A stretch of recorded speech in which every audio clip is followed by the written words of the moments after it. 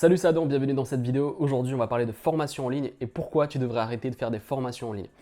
Il y a quelques semaines, j'avais mis en ligne une vidéo où je t'expliquais entre guillemets la mort des business en ligne et pourquoi ça fonctionnait moins bien de vendre des produits d'information sur Internet. Comme je te le disais de manière un peu rapide, c'est que les gens n'ont pas de résultats et donc foncièrement achètent de moins en moins de produits d'information. Ce qu'ils veulent, c'est très simple, c'est qu'ils ont un problème, ils veulent un résultat, tout simplement. Et si tu as remarqué, de plus en plus d'entrepreneurs parlent de bénéfices, de chiffre d'affaires, de gros chiffres, de grosses voitures, de grosses maisons. Mais le truc, c'est qu'ils oublient le principal, c'est est-ce que les clients ont des résultats? Clairement, est-ce que quand tu dors la nuit, tu te dis, ok, les produits que je vends changent la vie de mes clients. Et si ce n'est pas ton cas aujourd'hui, eh bien dans cette vidéo, je vais t'expliquer pourquoi les produits d'information sont une erreur et qu'est-ce que tu devrais mettre en place. Et je vais t'expliquer clairement, moi, ce que je vais mettre en place dans mes activités qui va peut-être te permettre de changer, de switcher et de pivoter ton entreprise pour avoir plus de chiffre d'affaires et surtout plus de changements de vie pour tes clients.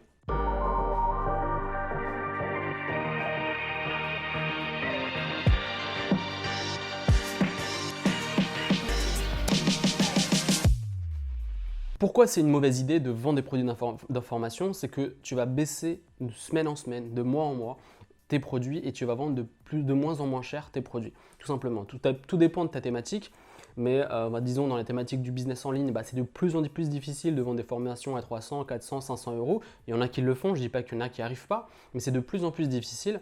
Et donc tu es obligé de baisser tes prix, baisser tes prix, faire plein de promos, brader tes formations, etc.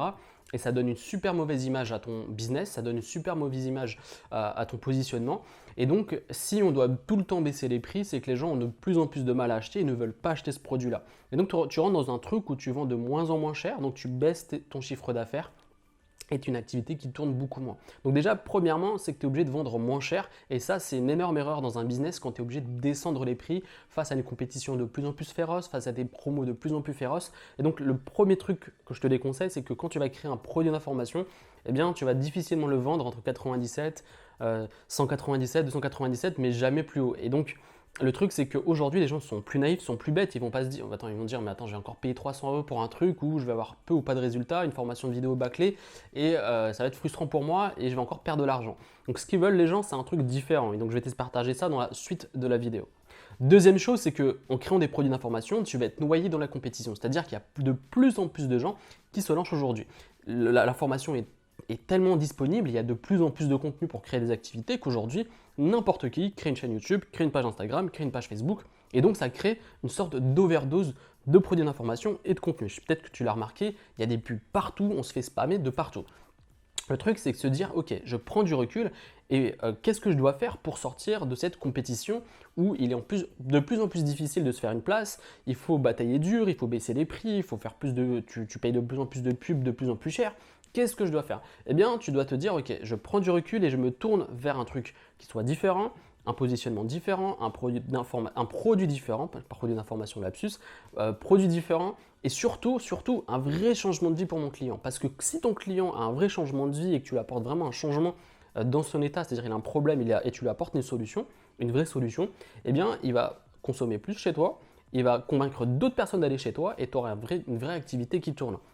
Donc, le vrai truc, c'est que quand tu vas créer des produits d'information aujourd'hui, c'est que ça va être de plus en plus difficile de les vendre parce qu'il y a de plus en plus de gens qui vendent la même chose que toi.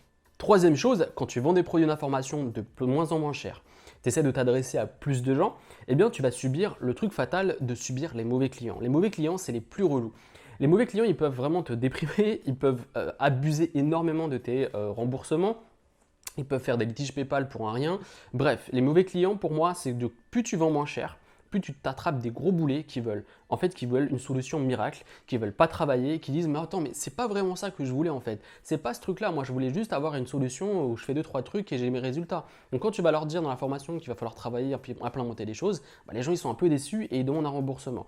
Et en fait, le truc c'est que plus tu vises large et donc plus tu vises n'importe qui et plus tu vises gratuit et plus les gens sont susceptibles d'acheter plus facilement. Donc vu que tu as baissé tes prix, que c'est plus difficile, donc tu vas subir un vrai truc hyper négatif. Donc tu auras de plus en plus de mauvais clients. Toi, tu vas te dire, attends, je force pendant des semaines et des semaines pour lancer un produit. J'ai des clients de merde, disons-le. Mon activité tourne au ralenti, c'est complètement la déprime. Eh bien, c'est parce que tout le système depuis le début est mauvais. C'est-à-dire que voilà, vendre des produits d'information aujourd'hui, ce n'est pas la meilleure stratégie à mettre en place aujourd'hui en 2019 pour développer une activité. Et comme je te l'ai dit à la fin de la vidéo, Je vais te partager, et de toute façon, je pense que tu le sais un petit peu, qu'est-ce que tu devrais mettre en place pour développer ton activité. Donc, troisième chose, tu vas subir des gros boulets en termes de clients. Quatrième chose, tu vas t'adresser au mauvais marché, c'est-à-dire que vu que tu es frustré d'avoir pas de vente et vu que tu forces à vendre tes produits d'information, peut-être tu en as déjà créé un ou tu souhaites créer un produit d'information, tu vas faire l'erreur fatale de te dire ok, je suis dans une niche bien spécifique, ce que je vais faire c'est que je vais m'ouvrir. Je vais créer du contenu beaucoup plus large, je vais essayer de faire des publicités beaucoup plus larges, j'essaye d'avoir un marché beaucoup plus large. Et en fait, comme je te disais tout à l'heure, c'est que plus tu vas élargir et plus tu vas réduire ton CA parce que les gens seront de moins en moins concernés par ton produit, par ton service, par tout ce que tu veux. Donc vraiment, l'erreur monumentale, c'est de vraiment rester sur sa niche. J'en sais rien, tu es dans la niche de la nutrition, tu es dans une niche bien spécifique, je sais pas, le jeûne intermittent par exemple. Tu restes là-dessus, il y aura toujours des gens intéressés par ce que tu fais. Mais l'erreur, c'est vraiment de proposer un produit d'information. Un produit d'information doit être un produit qui doit être complémentaire à d'autres choses, mais pas le truc ultra principal de ton activité ou en tout cas de ton produit. Donc, le truc, c'est l'erreur à ne pas faire si aujourd'hui tu vends des produits d'information ou tu souhaites vendre des produits d'information, c'est de rester spécifiquement sur sa niche et de ne pas s'élargir. Cinquième chose, c'est que tu vas courir après l'audience. C'est-à-dire qu'aujourd'hui, tu vas te dire, ok, je ne vends pas de produit ou je souhaite vendre mon premier produit, il me faut plus d'audience, il me faut plus de vues sur ma chaîne YouTube, il me faut plus d'abonnés, il me faut plus d'abonnés sur Instagram, il me faut plus d'abonnés sur Facebook, il me faut plus. Et en fait, c'est une stratégie hyper négative. Courir après l'audience, c'est une stratégie hyper négative. Avec ce que tu as aujourd'hui, en tout cas moi je le constate avec mes différents business, c'est que plus je me focalise avec les clients que j'ai déjà, avec l'audience que j'ai déjà, et plus j'optimise avec ce que j'ai, et plus je suis efficace. Et en fait, courir après l'audience, c'est-à-dire courir après nombre de vues, nombre de likes, etc., est une mauvaise stratégie parce que c'est pas là où tu dois aller. Ton but, c'est ok d'avoir une audience, ça on est d'accord là-dessus, mais surtout de vendre tes produits et surtout accompagner les gens et apporter de la valeur. Plus tu vas apporter de la valeur de qualité, plus tu vas apporter de la valeur ciblée par rapport à ta niche et plus tu vas avoir une audience. Mais l'audience, ça ne veut pas dire forcément une grosse audience. Tu n'as pas besoin d'avoir une énorme audience pour vivre de ton activité, tu as juste besoin de la bonne audience. Il y a des gens avec 1000, moi 1600 abonnés, par exemple sur Instagram, j'ai pas beaucoup d'abonnés, mais j'ai une communauté, j'ai des gens qui suivent mes stories, j'ai des gens qui me laissent des commentaires, j'ai des messengers, on discute ensemble, il y a une vraie communauté. Et je pense qu'aujourd'hui, au lieu d'aller courir après l'audience, et ce qui fait que tu vas te diluer complet et que tu auras une activité qui marche moins bien, tu devrais voir les choses plus comme une communauté. Créer des groupes Facebook où tu vas poster des vidéos ou des contenus écrits. Créer un groupe de discussion, que ce soit sur Messenger ou sur Instagram par exemple. Mais vraiment réduire les choses.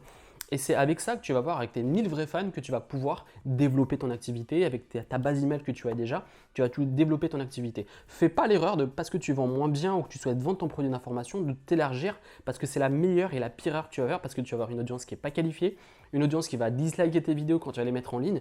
Donc, vaut mieux être petit mais ciblé et avoir une bonne audience que de courir après l'audience parce que c'est pas ça qui va te faire vendre tes produits. Avant de te partager les systèmes, voilà ce qui va se passer. C'est que tu vas créer un business ultra complexe et tu vas t'éparpiller un peu partout et tu vas pas être focus. C'est-à-dire que quand tu crées des produits d'information et quand tu en crées plein dans l'année, c'est que tu vas avoir plein de tunnels de vente, tu vas avoir plein d'emails et le business il va être de plus en plus complexe. Et un business complexe, c'est un business non rentable. Moi, de mon point de vue, mes business, quand ils marchent le mieux, c'est quand ils sont le plus simples possible. Des emails, un tunnel de vente, un produit, tout simplement. Tout le reste, quand je commence à ajouter des trucs et tout, ça se complexifie. Dans ma tête, je suis complètement perdu. J'ai trop d'offres et je suis perdu dans tous les clients, dans toutes les ventes, etc. Mes prestataires sont perdus, je suis perdu et ça crée un truc hyper négatif. Et avec les produits d'information, en fait, le truc, c'est qu'à un moment donné, j'ai commencé à créer plein de produits. Donc au début, ça marchait bien.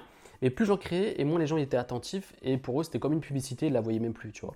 Donc c'est important que tu comprennes que les produits d'information aujourd'hui, voilà ce que tu dois faire. Tout simplement, c'est de le rajouter dans un produit d'accompagnement. C'est-à-dire qu'aujourd'hui, moi, je vais créer une masterclass où ça va être de l'accompagnement dans un groupe privé où je vais mettre des vidéos live, des vidéos que j'aurai enregistrées préalablement. Ce sera ça la formation, mais un vrai suivi. C'est-à-dire que je vais répondre à commentaires de toutes les personnes. Donc ça sera dans un groupe privé.